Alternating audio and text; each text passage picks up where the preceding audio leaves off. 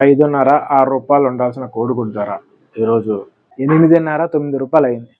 అలాగే కేజీ రూ. 260 ఉండాల్సిన బ్రాయిలర్ చికెన్ ధర ఈరోజు రూ. 300 అయిపోయింది. ఎందుకు ఈ రేట్లు ఇలా పెరిగినాయి అనుకునే వారికి ఈ వీడియో ఉపయోగపడిద్ది అనుకుంటున్నాను. బేసిక్‌గా ఏంటంటే ఒక 3 కారణాల ద్వారా ఈరోజు ఇంత రేట్లు హైక్ అయినాయి అనడానికి ఒక 3 కారణాలున్నాయి. అవేంటో ఒకసారి చూద్దాం. నంబర్ 1 వచ్చేసరికి లాస్ట్ ఇయర్ ఒక పౌల్ట్రీ రంగానికి సంబంధించినటువంటి ఒక భారీ నష్టం అయితే జరిగింది ఈ కోళ్ల పెంపకం చేసేటువంటి రైతులకు. అదేంటంటే లాస్ట్ ఇయర్ బర్డ్ ఫ్లూ అనేది ఒకటి రావడంతో కేజీ రూ. 230, రూ.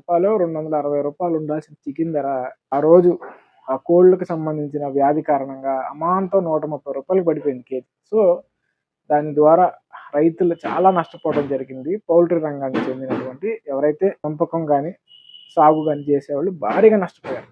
సో దాన్ని భర్తీ చేసుకుంటానికి వాళ్ళు ఏం చేశారంటే ఉత్పత్తిని ఆపేశారు. అంటే ప్రొడక్షన్ తగ్గించి దాని రేటు పెంచడం అనేది జరిగింది. ఎప్పుడైతే మనకి ప్రొడక్షన్ తగ్గిపోతుందో, డిమాండ్ అనేది పెరుగుతుందో రేటు కూడా ఆటోమేటిక్‌గా ఇంక్రీజ్ అయిపోతుంది. సో అదొక కారణం. రెండోదేంటంటే రానున్న రోజుల్లో మనకి దగ్గరలో సంక్రాంతి పండుగ ఒకటుంది. సో సంక్రాంతి పండగని దృష్టిలో పెట్టుకొని వీళ్ళు ఏం చేశారంటే ప్రొడక్షన్ తగ్గిచ్చేశారు బాగా. అంటే నెక్స్ట్ మనకు ఇంకొక ఒక 1 వీక్ లోపే మనకు పండగుంది. 1 వీక్ ఆర్ 10 డేస్ లోపే.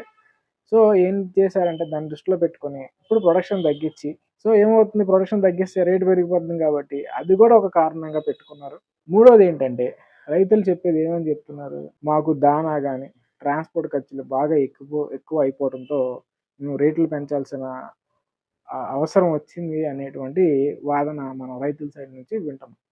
సో చాలామందికి ఒక డౌట్ ఉంది.